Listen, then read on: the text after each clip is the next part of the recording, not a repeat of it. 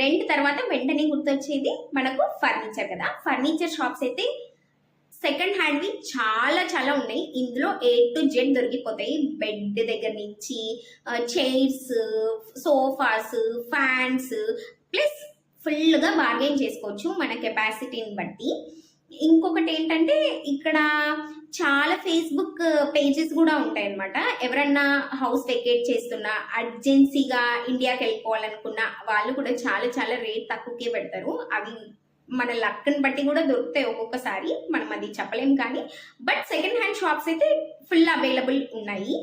చాలా మంది YouTube channels లో చూసానండి, మస్కట్ కి మేము వచ్చే ముందు ఏమేం పాయింట్స్ కన్సిడర్ చేయాలన్నట్టు చిన్న చిన్న పాయింట్స్ చాలా మంది మిస్ చేశారు.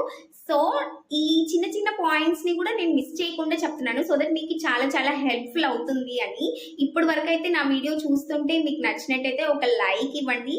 Please subscribe to my channel. మీకు ఎటువంటి చిన్న డౌట్ ఉన్నా కమెంట్ సెక్షన్లో అడగండి, నేను దాన్ని కంపల్సరీగా రిప్లై చేస్తాను. ఇంకా మీకు బ్రీఫ్ ఎక్స్ప్లెనేషన్ కావాలి అనుకుంటే నేను సపరేట్ వీడియో కూడా తీయడానికి ట్రై చేసి పెడతానండి.